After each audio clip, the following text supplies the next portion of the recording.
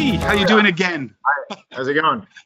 Brilliant. For those of you who are kind of waiting for us to go live, you might have seen our webcam and we're having a gossip. Sasha and I have never met before, but I'm a massive fan of his work. So I'm absolutely well chuffed that we've been able to actually get you on.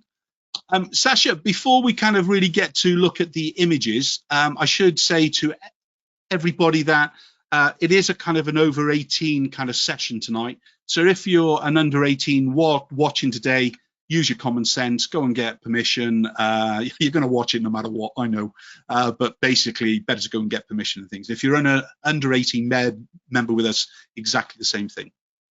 So Sasha, welcome. Let's talk photography. Yes. Bring me up to speed. These are the images we're going to be looking at later on anyway. These are you sent me some absolutely phenomenal photographs. And if we get through these, we'll also take a bit of a teaser into some of the others that you kind of showed. They are all queued up and ready anyway. But before we get into the images, let's get to know a little bit more about the man, can we? Where did your passion of photography all start off? Basically, I was in a class like 7 years ago. My photography journey started when I turned 40, and I got into the classic midlife crisis. I was before in marketing for several big companies like Apple, Microsoft, or ASA in Austria. And with 40, I felt something has to change. But the thing was, I wasn't able to look back to my history, looking up some pictures or whatever, because I've never done photography before. So I couldn't see what has my life been before. You know, I had no evidence, no pictures, nothing. So I decided to buy a camera and just to start document my life. And that documentation soon led me into street photography. Somehow I ended up pretty quick in street, and I fell in love with this genre, because street photography is so much more than just photography. You learn a lot about yourself, you learn about your city, about people. You have to face a lot of fears, and it teaches you all you need for photography. It teaches you how to use light, how to interact with people, and yeah, this pretty much soaked me really in. So I was like, the first 2 years of my photography was basically mainly street. I was every day in love. I couldn't wait to go outside and have an hour or have a 5-hour walk, whatever. I just didn't want to stop. So that got me in photography. And then I started to travel a little bit the world because I wanted to see more with my camera. But that was only for a short time, because I got dengue fever on the way to Bali, or in Bali basically. So I had to go home, and then I was here, you know. So being back in Austria, street photography felt super boring. And I needed something else. And I've done some portraits before, and people were pretty pleased with the work. But you know, not being able to travel, I was like in love with photography. So I started to take pictures of people. I started to listen to them, to watch, got into their story. And, you know, one thing led to another, from people portrait to boudoir photography to storytelling, where I'm today. It's basically like being on a constant drug. I just want to get more, and I can't get enough. Talk to me about influences. Who in your kind of photographic journey has had the biggest kind of focus for you, of actually, you know, you kind of getting ideas from, or kind of you want to go down that direction? Is there one? I wouldn't say there's one only. I have several influences, or several people who whose work inspire me. When it comes to street, it's obviously, I love the way Elliot Erwitt did street, because he had the eye, and I mean, it's nobody else saw what he saw, and he teaches so much. On the other hand, like with people photography, I really dig into the work of Albert Watson, because it looks so simple, everything he does, you know, in the pictures, but it's so much work and so much passion in it, and how he talks and works with the people inspired me. If we come back to the storytelling thing, there I love the work of Rodney Smith. I don't know if you're familiar with his work, but his storytelling photography is phenomenal. And of course, when we talk about boudoir photography or nude photography, that's the main topic from today. I first was like inspired by the work of who else? Helmut Newton. Yeah. I love his provocative style, and it's still a big part of my work. But when you dig into boudoir photography, you soon gonna find your own inspiration that's maybe not so well known. And one of my biggest inspiration is one of the heaviest books I have. It's from Marc Lagrange. Everybody who speaks French, pardon me, but my French is not that good. He was, I think he was from Belgium. He's like that's his logo. I think he was from Belgium and he grew up in Congo. That was something like his story. But his work, you have to look at it. It's, I mean, I'm not able to describe it in the full because it would take another session. But his work, how he plays with environment and with the fine art of nude, it's phenomenal. It's cinematic on a really high level. I really can everybody recommend to have a look at his work. Okay, what does boudoir mean to you in Austria as such? What's the definition? Is there one that you can actually put your finger on? Because it means so different, so many different things throughout the world, really. Never thought about the definition. For me, my photography is basically one from a human about humans. And that can be in street, that can be in a portrait way, that can be in a boudoir way. It's just another scene where I meet people, you know. For me, it's totally normal to work with the topic nudity and boudoir and with fantasies, basically. It's not so much what you see, I guess, in the picture. It's way more what you not see. That's yeah, I don't know how to describe it differently, but that's how I would say is boudoir to me. Okay, I've obviously got loads of questions, but we'll do a few before we get on and things, really. Was there a turning point or a breakthrough moment for you in your kind of photography, whether it's in boudoir? Is there one significant thing that you go, that's the day it changed, or? Yeah, there was like a real big turning point, and I was still on the trip around the world I mentioned before. Before my photography was a lot about architecture, street, scenery, abstract, and then I started to visit different countries, like people in India, people in Bali, where I suddenly felt people are telling the stories, people are representing a culture. I want to know more about people. And that's when the turning point came, when I started to realize I first have to have a connection with you before I can take your portrait, before I can work with you in boudoir.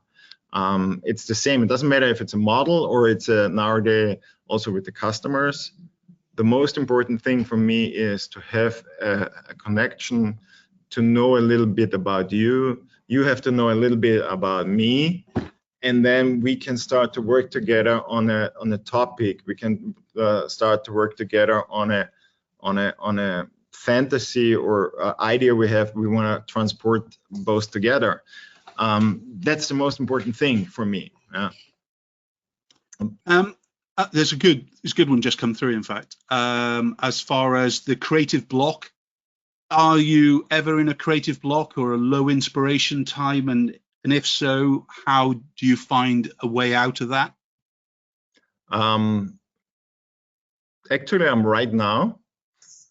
Honestly, I'm struggling for a few weeks now, where my direction is going to, and I find a lot of inspiration books. Yeah. Honestly, As soon as I feel this, I reduce my online time. I go offline a lot. I start going through all my books I have at home, because that slows me down. And the next thing for me is then I look at my work, I see where I want to improve. The next thing is like, is there a story I want to tell? Is there something missing I haven't done yet, you know? And then you see at what level are you at the moment and where you want to go to. So then I can define a goal. That's what I'm doing right now. I'm defining a goal where I want to be with my work, like by autumn or end of the year. And then this creative block vanishes, because then I have something to go for, to work for, where I want to go to.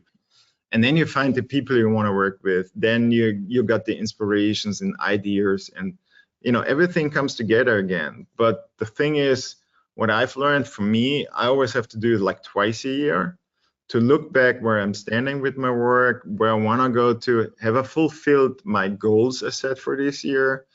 And if not, do I have to readjust them a little bit to, I need to go there. And, you know, once you have a goal, it's so much easier to work towards it. Okay, let's go to the first image anyway. But before we talk about that image, there was a question about finding a muse or using a muse. Do you find that you're photographing the similar person often, or do you move between different people? I move between different people. I would say, a handful of people I love to work together on a regular basis, because especially in Boudoir, there's a lot of intimacy, and there'll be a lot of trust on both sides, and there has to be an understanding on both sides, you know. Yep. And it's really, I think it's the rarest thing to find somebody that's with you on the same page. Doesn't matter, portrait or boudoir, but especially I think in boudoir, because it's a, you know, sensitive topic, you have to work together with somebody that understands that working on the other side of the camera, posing is not enough. You know, we have to inspire each other together. We have to work together to create a story that you know, catches people, that catches their intention, or go like you know, gives them an idea what we want to talk about. And I have a handful. I'm very happy with those people I'm working together, but I'm regularly trying to find new ones. But as you probably out of your experience have seen a lot, it's not so easy to find new people so fast. The right people, I think it is, rather than, yeah. Okay, let's talk about the first image. Yes. I mean, if you see my work, I love minimalism. I shoot black and white. I think we forgot to talk about this in the beginning. Black and white is not only my favorite color, but the color I can express myself the best. And second of all, I'm colorblind, so good excuse to be mono then. Yeah. So for me, black and white is not only timeless and aesthetic, but also the easier way to express what I want to say. Colors is just for me a hard work and a super distraction. And everything I want to play is like minimalism. I learned this in street. It calms me down. So I'm taking those elements from there into the studio. And that was a studio shot, I think, in 2019. Yes, it was 2009. It was pretty short after I had to stop traveling for a while with dengue fever. And for me, building up all those settings with different lights and whatever is super stressy. And I always like to rely on one or two light sources, so I can focus on the people. And that was everything I want to do, is like, don't show, but show, you know? And with this little touch, you can tell a story, and you know, you can pull people into this picture. And that was the idea of this set we did around this picture. Has your work in boudoir and nude photography challenged or changed your perspective on art and beauty in any way? The whole photography changed it, not only boudoir itself, but before I had no, I should say, I had no connection to art. I was like in marketing, I was doing Excel, I was doing all those boring stuff. And every time I saw an artist or, you know, somebody presenting his artwork, I was like, okay.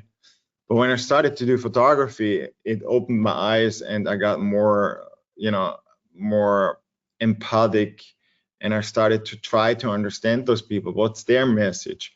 Can they inspire me? Can, you know, it changed my view on everything. So photography in general did it, not only boudoir. Okay. Do you shoot just in black and white on camera, or do you shoot still color on camera and then in the post switch it? Both. I got a black and white only camera, the Leica M10, and I got the other cameras. They are still all shooting on color, but I have switched the monitor, the display on the cameras, all to black and white. So when I look through my viewfinder, I see everything already black and white, because that helps me to calm down and reduce all those stresses around me. Do you have a technique in Lightroom or ACR that you use to convert your color to black and white at all? I use Nik Collection. I don't know if you're familiar with that. I love the analog FX Pro. I'm really digging in since I started 2 years ago to shoot a little bit more analog. So I wanted this touch and feel in my digital images also, and then discovered Silver FX Pro and Analog FX Pro, and I really love those programs to work with. Okay. Do you? It was a personal question. I've just forgotten it. That's why it's better that you guys ask them, because my head is going. What was I going to say? Oh, when you print, do you print yourself, or are you going out to print, or you're not printing much? Or I'm printing a lot. Good. In the beginning, I did it by myself. I got the Canon printer, the Pro 1000 or so. So I did a lot of printing myself. Especially, I wanted to see how I have to edit that it works for print. You know, I had to learn this, and I got the advice: buy yourself a printer and print as much as you can. Then you see how you have to change your editing techniques that the pictures are ready for print. Nowadays, I'm selling prints. How should I say? I'm also having a lot of exhibitions. So I decided to go now to a print store to do my work, and I found one in Austria, one in Vienna. Like 2 guys, they're doing phenomenal work. They're like, you know, everybody, those geeks, you know, and I'm super happy with their work. And nowadays, all the pictures I print, I do it there. And do you like a photographic print, or do you like a more art paper? Have you got a preference at all? You know, the preference shifts. In the beginning, it was the Ilford paper. Today, I'm at Hanemühle Barita Photorec. So Photorag, yeah, big fan of that. I'm a big fan of it because the black is really black, you know, and I love. For me, it's all about touch and feel. So even though you never touch the paper, when you look at the picture, I still have to feel it and say, yes, I like it or not, you know. So I like the texture of the paper. I like the tones on this paper. So at the moment, it's my favorite paper, and I do most of my work on this paper. Cool. Right, let's talk about this image. Yeah, how should I say? I have a fable for to be provocative, but not be obvious provocative. Because with the lolly, you can do a lot when she is sucking the lolly, you know. And this is from the first point of view, it's like, oh, fun image. But when you let your fantasy go, you can put in a lot into this picture. And that's what I love. I love to provoke on a level where it's not so obvious. And therefore, you have to work with the right people to understand this. And I used to work a lot with her, and she was like instantly understanding when I said, like, I got the lolly, I got this sunglasses to make you more a little bit anonymous. Yeah. And for the little bit edgy touch, we put on the gloves. So 3 little things to transport a little bit provocative story. Would you lean more on the erotica rather than the kind of the general boudoir? You know, are you much more of an edgier photographer, do you think, in your heart, even if you don't shoot it all the time? In your essence, are you more of an erotic photographer than you are a kind of a classic nude photographer? It feels like that to me. That's what I'm saying. I love it. I would say I really love to be provocative, and I think sometimes I'm not free enough in my mind or my heart to be really as much as I want to be. Yeah, probably has to do with today's society. Probably has to do with a lot of things. Yeah. But I can promise you that's gonna change within the next 6 months. I'm working on a few things to enhance my work on this level and to really do these things in the way I want to communicate. You know. So I would say I'm a little bit on the provocative side from my personal view or personal feelings. Doesn't mean that I don't love Boudoir as much as I love the provocative style, but the provocative style is definitely, yeah, a little bit favorite. Yeah, because you're in marketing. I mean, I'm going to come back to actually, you know, what kind of marketing, whatever it would be in soon, but forget that for a second. But because you're in marketing and you're aware of so much imagery in the world, you know, you can't help it in marketing, can you? Because at the end of the day, you're selling something. That's your job. How, and this is a question that came through, but I'm just trying to put it in a place. How do you balance staying true to your artistic vision, whilst adapting to industry or kind of social trends or client expectations? I think they're trying to sum up what I'm trying to get at. It's Yes. kind of. First of all, being tamed? Oh, do you think we're being tamed by social vision instead of more of an artistic kind of thing? That's my question. I mean, nowadays we get distracted every second. We got ideas in our heads. Like, I mean, the first thing you do in the morning normally is, you know, look at your phone and blah, blah, blah. I learned that I'm not touching my phone anymore. I get up every day 5:30. I do work with myself a little bit, and I don't touch any phone or anything where I could get distracted for the first 1.5 hours in the morning. So I'll be with myself.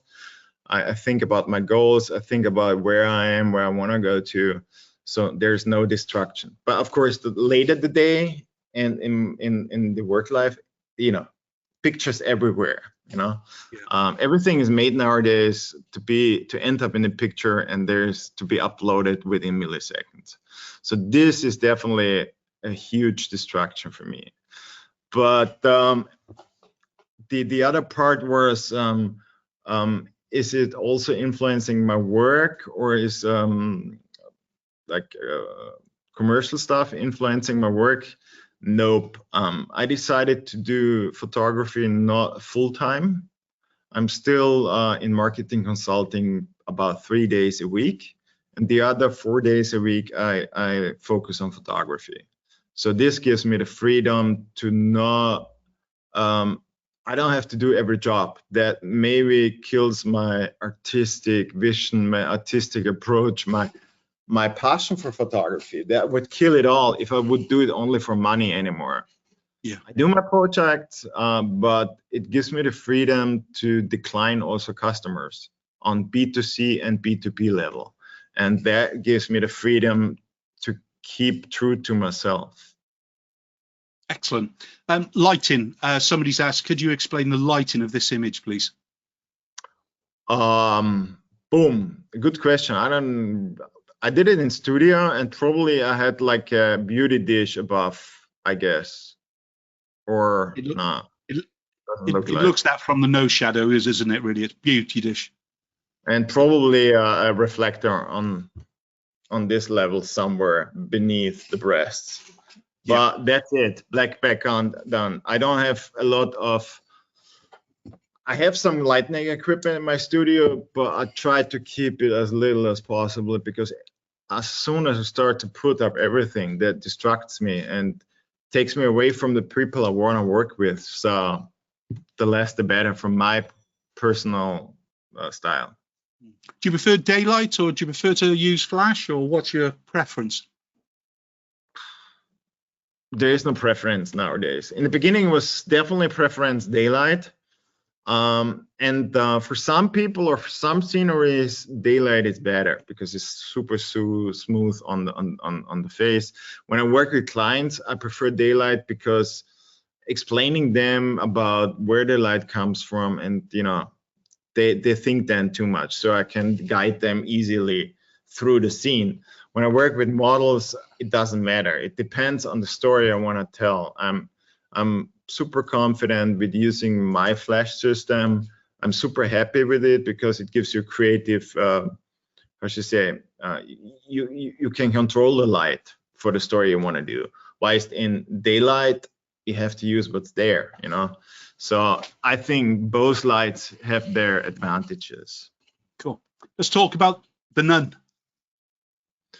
Definitely one of my favorite series. I haven't done too much in the last 2 years. When I started Boudoir or nude photography, there was in the 1980s, I think 1980s, there was a commercial run by Benetton. They had like this priest and the nun, they together. I don't know Toscani or how this photographer, this famous, was called. But I had this thing about nuns, and they, playing with them is pointing at the society that we don't have to be so much as they want us to be. So I love to play with this in the context with the nuns, and the more naughty, the better. And it's all about fantasies. I mean. When we talk about new projects coming up, or I need inspirations or goals where I want to go to, this topic in my nude photography is going to play an essential role within the next 6 months. So none topics is coming in, and I have a designer at the moment building me a new costume. Oh, very good. I look forward to that series then. Here we go. So how did this get started, this image and things, really? This image was basically, I was with a bunch of photographers and models in Prague. And I have always my props with me. If I meet somebody and I think I can try to do a shoot with the person because she fits in a certain role of mine. And then I was talking to her the day before about my idea, and she was like, cool, I have those boots, I want to smoke. And then we found around the corner an old factory. There was like, pretty dirty and dusty. And the only thing we did is like, let's have a cigarette together. And that's the image. We had a series of that, and we did a couple of shots for this series 1 year later again. So we wanted to do more, but we got stuck right in the middle of our series, and that's something we want to keep going in autumn. So you're gonna see a lot more of those things. Well, welcome back in January. Gonna be a hot January. It's not very pre-booking or anything, Question. Black and white tone. Have you ever shot film, or you always did digital? Nope. I started with digital, but 3 years ago, I think now. I think in the last year of COVID, 21, 22, some doesn't matter. I bought myself the first analog cameras, and I started to do analog, and I loved the way it slowed me down. And like we were having the little chat before this session, you have 36 shots. You have to think about what you're doing, what do you want to tell, how you want to do. Not creating digital trash, not trash, I don't know how to say it, but data, a lot of data. And that helps me also in my whole work. I'm really thinking a lot when I click. I don't have how should you say, like a speed fire, so I do always like 1 or 2 clicks, and then I sit down, I relax, I try to find a better angle, I try to find is there something I have missed or so, and then I think again, and then I'm really, really getting close to the analog feeling about shooting style. But excellent. I don't know if this was the question. Yeah, it was to do with digital and analog, really, and things. It's like we were chatting about before we began today. It's a shame in a way that more people in this day, as it were, haven't experienced the old kind of analog days where film was so expensive, you didn't know what you got until you kind of had it back, or you processed it yourself and things, really. And I love a Polaroid still. I love that instant done, and basically that's it. Take care or leave it. Yeah, that's it. And you got 12 on a roll. That's it. It's like shooting with the Hasselblad years ago. You had 12 on a roll, or if you're shooting with a 24 back, you had 24. But Ilford didn't make a 24 or a 220 roll. They only shot a 120 roll. So you knew every time that you were doing it, and then my Pentax 6.7 only shot 10 images on a roll. You had to know about your shot rate because you're going to run out of film or have to change very soon and things, really. But yeah, the question come through. When a model is being paid, how do you feel about a model then asking for images? How do I feel asking a model for images when I pay her? Yeah, so you're paying the model to model for you, obviously, but yes. Then she loves all the images and she'd like images as well. How would you feel? Obviously, this is something specific to a photographer. Obviously, having a problem. Basically, with most models, I work together. Doesn't matter if they pay them or I work on a project level together with them, because nowadays I work a lot together with the models in a different way than paying them upfront. But they always get a bunch of images from my shootings. They can share for their profile or whatever. They're on a low resolution. There's my water, ink, whatever on it. They especially like to post it on Instagram or ask me to post their pictures on my Instagram. I say, doesn't matter if I have to pay her or it's a professional work relation, or if I work together on her on a project commission base. We still create together, and if she is happy to share our work, then I'm happy too. They just don't get the right to use them in any monetization way, or they don't get high resolution. Doesn't matter, but they get some images from our sessions. And it's not uncommon that sometimes models start to book me to shoot for them so they can use pictures for their portfolio. So that's a big honor. I had a few times already. And I'm always happy, to give it to them. Doesn't matter. Just not all of them, you know what I mean?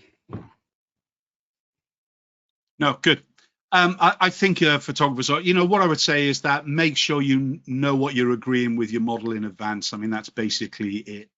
That's what I do always. So we're always, before we start, clear on all levels what's okay and what's not. Yeah. Okay, this image, which I absolutely love the skin tones of, but enough about me. Go. There was like there was basically a shoot in Dubai, and you know about the restrictions in that country. Yeah. So we only had the chance to do something within the hotel room, and it was a super tiny hotel room, I can tell you. Even though it was like cool view and everything, but it couldn't use a lot of space, and it was basically the bed. So we were starting, and like I wanted some out of bed moods together, and start just chatting with her, and all together we were just, you know, having fun. We're sitting there having coffee, and then you know how it is when you have the feeling like when you talk to friends, and then you just suddenly you feel loose and go down and whatever. And we started to get in this mood, and then, you know, she was just laying there on the floor, basically, the feet on the bed, and we were just, you know, talking. And at some points he throws you those looks, and I was like, stop, grabbed my camera, took those pictures, and we played with it. So this is like a typical Boudoir suggesting fantasy starting point. And I love to focus on the eyes, because I think a look is more intimate than a nude body for me, you know. And you also can put a bit away the focus on the nude thing when you focus on the eyes. So that's something I learned from Marc Lagrange's work, is like, I want to work more with the eyes, with the look, because that expresses the feeling you have between two people, you know. It can create tension, it can create mystery, can tell so much more than just a nude body. Good. What's your preferred kit that you're using as such? Are you a prime lens, a zoom lens, or what's your kind of thing? Most of the people are gonna kill me, but I'm using the Q from Leica mainly. That's a 28 mil. Yeah. And the second lens I use is a 50 mil on either DM or DSL. So those are the only two. I have one zoom lens 24-70 for documentation, but for people I use only those two lenses. Why? Because it gives me creative freedom. I have to be more aware how I can use the environment. I have to stand up, I have to lay down, I have to find new viewing angles. I wouldn't be doing this if I had several lenses just to, you know, switch, and I can be lazy sitting somewhere in the corner. That's something street photography taught me. Always look for new ways to take the shot, because, you know, I don't have a camera right now, but doesn't matter. I have like this. 99% of the pictures are taken from this point of view, and once you change the angle, it's getting more interesting. It's like the eye has to look what's going on here. So that's why I love to change the point of view, like every shooting. And I try to get all my pictures from a different point of view to see where is the best way how to tell it, or from where is the best standing point where I can tell the story. Like here, I was laying on the ground. I was just putting the light on the floor. I had like a, you know, little tube light. They're always in my pocket, and that's all I had. Like this little light, the camera, and done. And then I was like, just let's do something that's not normal doing in a bathtub, because everybody is in the bathtub doing the shoot like this, you know. And I wanted to do something like crawling out, jumping in, I don't know, you know. And so we explored together the ideas, and then she was like laying there and looking at me, and I was like, stop, that's it, you know. And again, as you can see, like before, it's always again focusing on the eyes. And what aperture do you go for as a rule? Is there a working technique that you have? No, No. not at all. I like to shoot open, wide open. I like to shoot closed. It really depends on the mood, on the scenery. Obviously, I'm doing different in studio than outside. But since I'm working with Leica lenses mainly, basically only with Leica lenses, and one of the chief engineers of Leica always said, like, you have to open the Leica lenses because then you get this Leica look, and I like that, to be honest. Next image. That was taken in. I have like a normal studio in town, and a little bit outside of Vienna I have an old factory. It's like 1,600 square meters. It's super dusty, dirty, and everything's lost space feeling. And I love to shoot there because the light is phenomenal. Like every corner has a different light, every corner has a special light. Most of it pretty soft because all the windows are super old and the glass is already a little bit milky. So I can shoot like the whole day. It doesn't matter what kind of light we have. And yeah, she's one of those girls. I work, I wouldn't say on a regular base, but at least once a year we meet because I love to create with her. Her whole appearance is like, it's like catching you. And that's what I tried to make a little bit of mystery with this. I don't know how to call this even in English. Scarf, yeah. Scarf, material. yeah. See-through scarf. Yeah. I love it because it gives it a little bit mystery. You have to look first what's going on. Why a scarf in the old factory? A classic boudoir.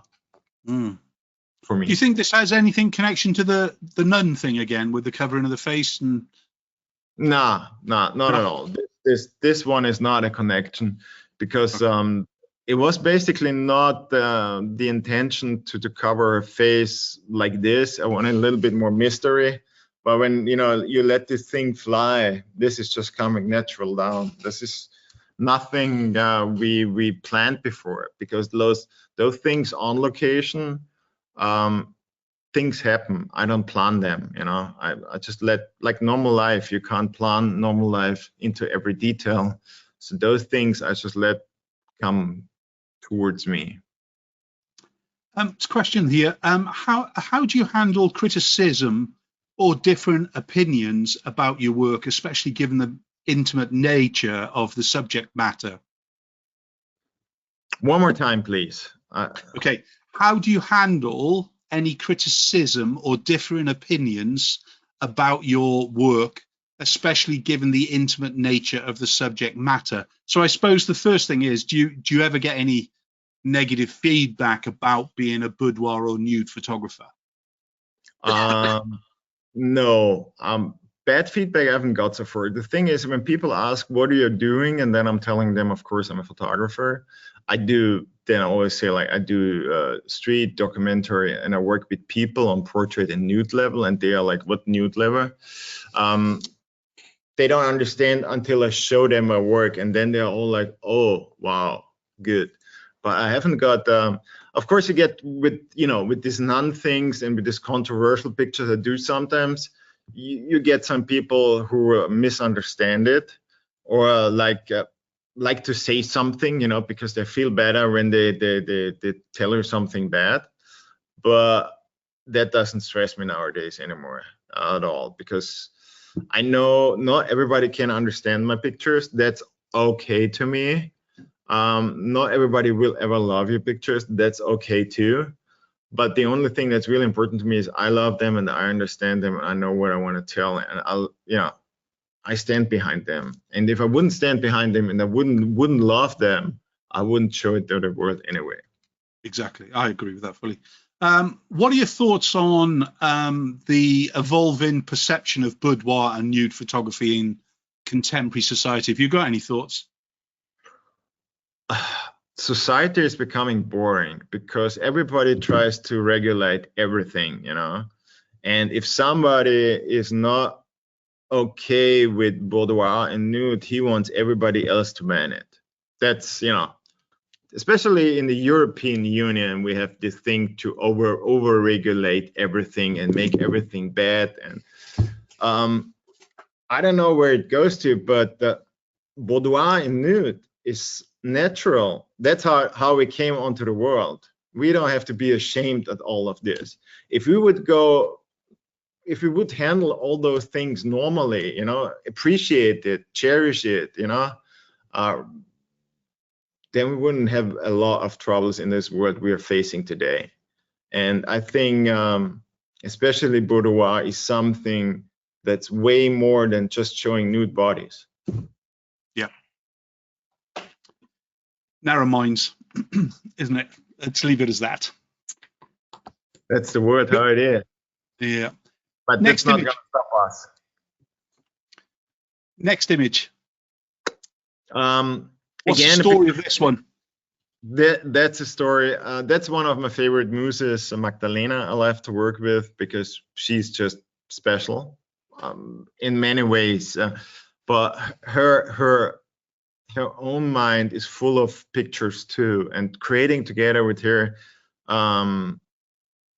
is just an exceptional feeling. I can everybody, how should I say, suggest to do. And with her, it's I don't know, we got this connection, and I love to play with it. And for me, it's always the eyes are the soul, or the window to the soul. And that was just a combined shot with a little bit of intimacy, like, you know, you got this fantasy somebody's waiting for you at home, and you come through the window, you look, you know. But that's a little bit blurry window and everything like this. This is just a fantasy. Yeah. You're going home, and this is going to be the view on your window when you go home. There was a question about when you're exhibiting your images, or when you're selling your images, do you have them framed, or is it just image in a mount? Passepartout? Depends on the customer. I mean, I have like images I sell open editions. They come direct from the manufacturer. I don't touch them any at all. So they go straight to the customer. They are mainly not framed. Those images I sell limited editions.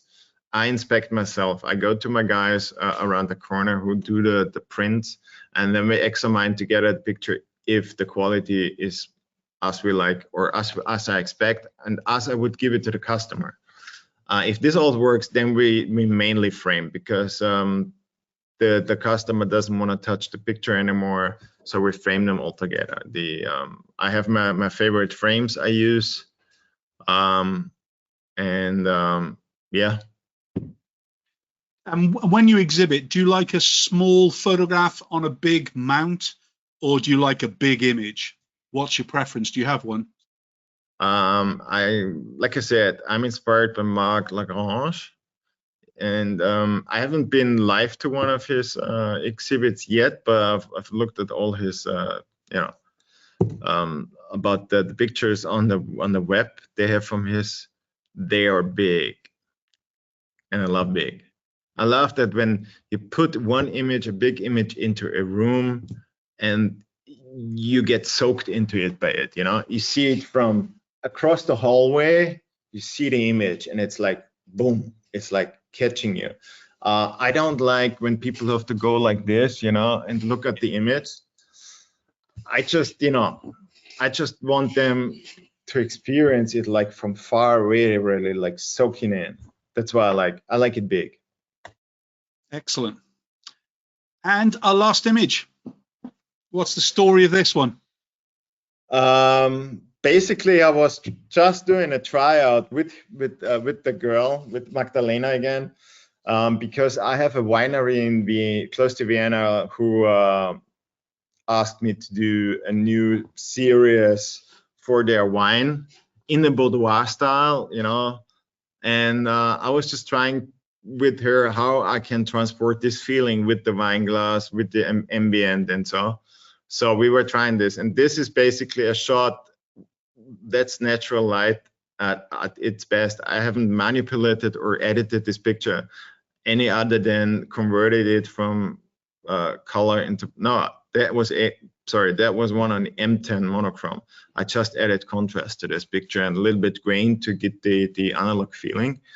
So that's a little bit more, but kind of out of cam. And I love this because the mood and the light, how it felt on her face and a little bit on the body, it's just highlighting enough to make it sexy and still doesn't, how should I say, gives you the feeling with the wine. You know, you drink the wine and you feel sexy. That was the kind of topic I wanted to create with the image. Cool. Look, I really need to show them some of the other images because they're just absolutely they're beautiful. So I'll just kind of flick through them anyway. We're not going to chat about them, but I just, as I said, the kind of the mix of work you sent through to me, we could have been here till tomorrow afternoon chatting about the images and things really, but I'm loving the granularity and the sharpness as well.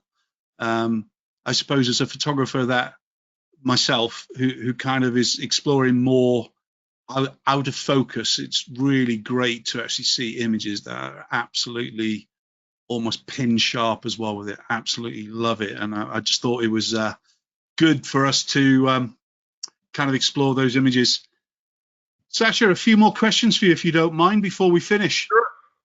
I can't tell you if England is going to be European soccer champion or not. I can't answer that question. I'm sorry. We used the Austrians yesterday, and since I'm half Dutch, half Austrian, I'm still twice in the game now.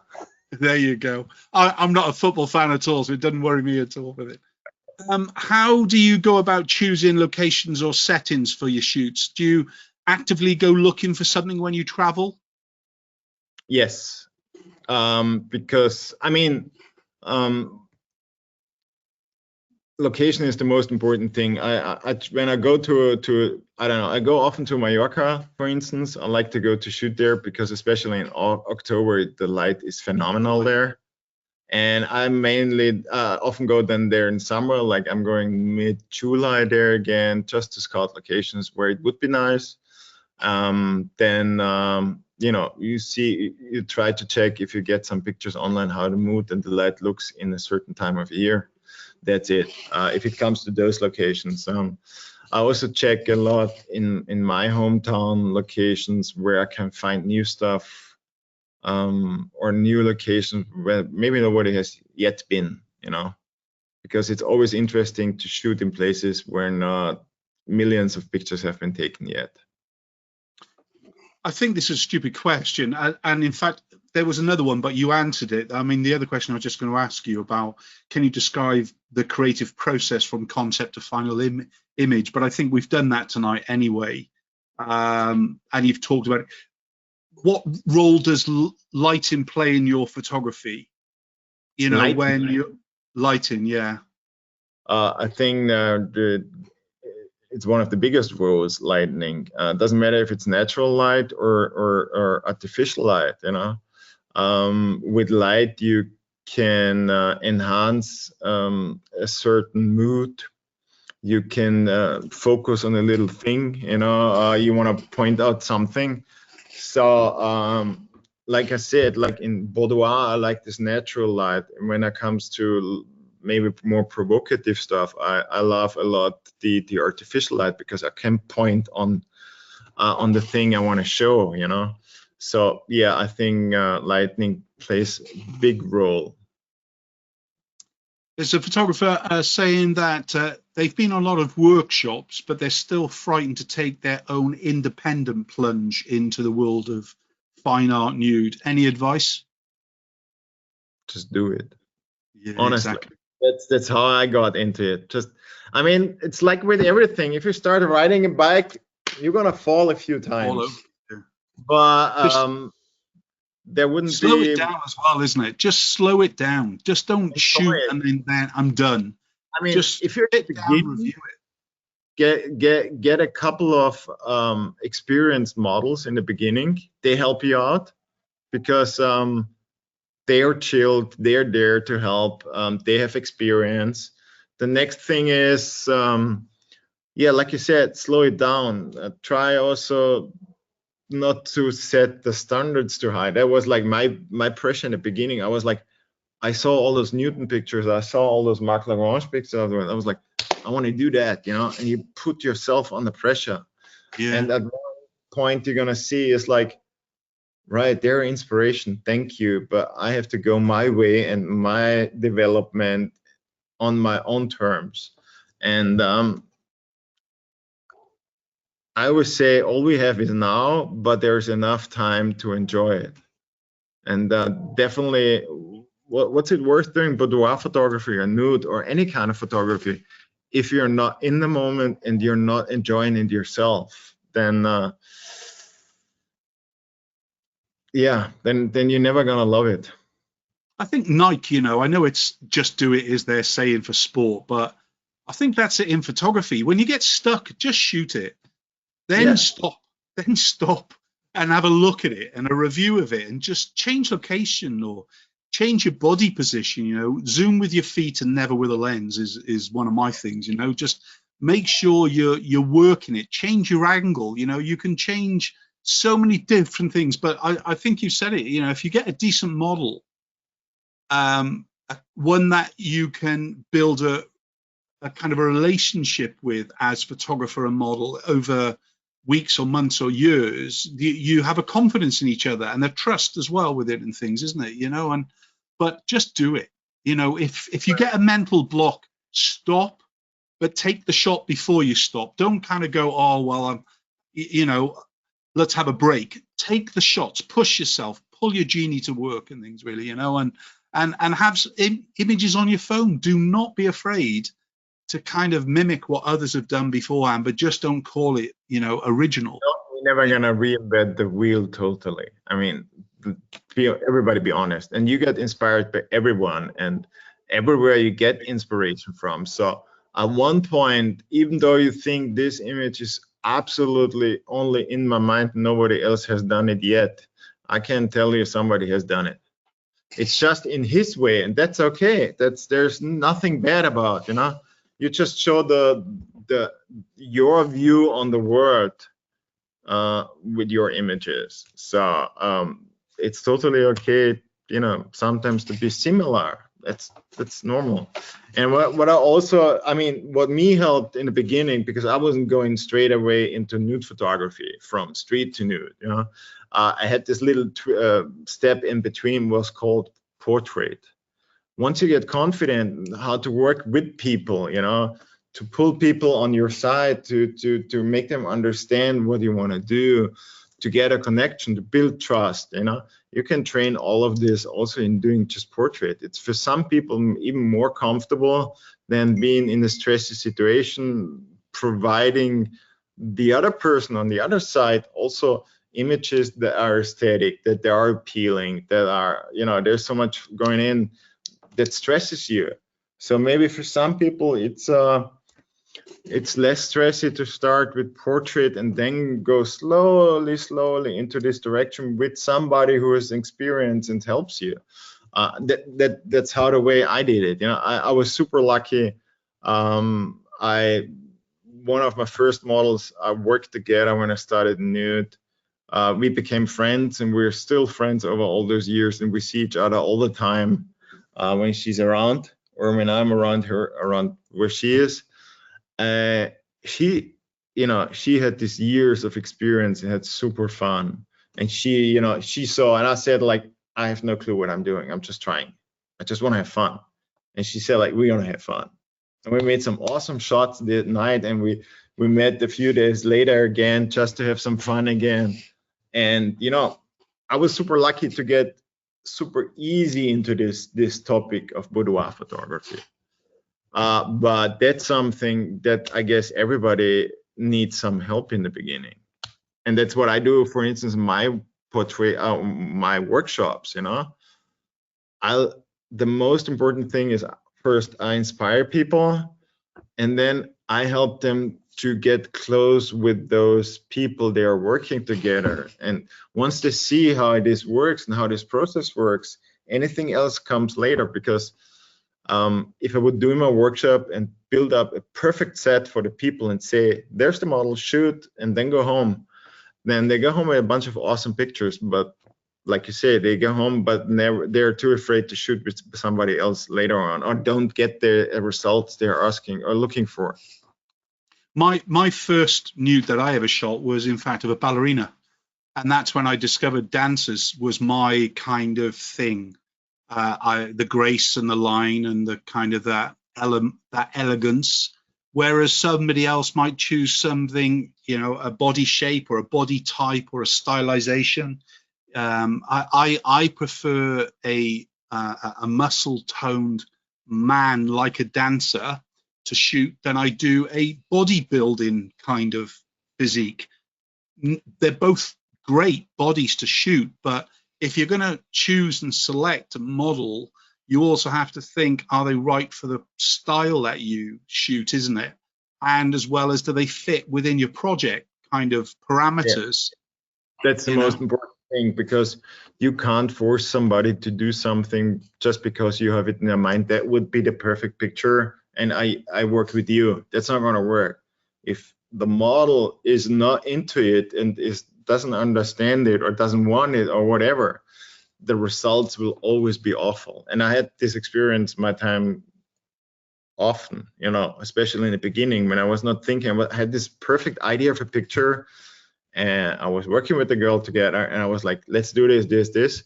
And she was maybe afraid to say no, I don't like it or whatever, but you saw it in the results. You see it in the eyes, especially.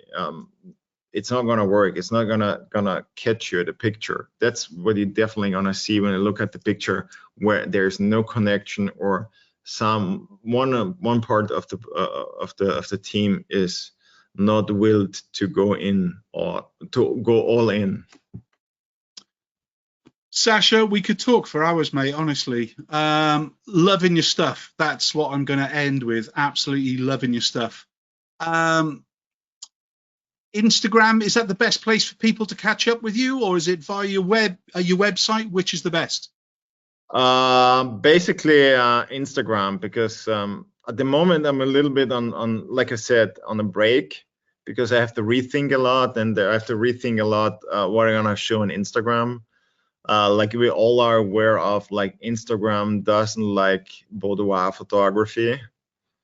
I mean, maybe they like, but they ban you and punish you for posting it. So recently I had to stop doing all this, and now I have to find a way what I'm gonna communicate on my Instagram in the future. But at the end of the day, I'm there. I'm chatting with all the people I'm hanging out on Instagram. So the best way to catch up with me or to see what's new on my work is definitely to go through Instagram. Brilliant. Sasha, thank you so much. And I'm going to beg you to come back again. We are definitely going to do another session. Love to. But I can't wait to actually... about male guys wearing bunny masks in the next. But I do this a lot, basically. I love it. To, you know, people out of the comfort zone. There's just such a great portfolio throughout there. I'll encourage everybody just go and have a little bit of a scroll and things really, and obviously follow. But some really, really great images. Very well done. Thanks, Sasha.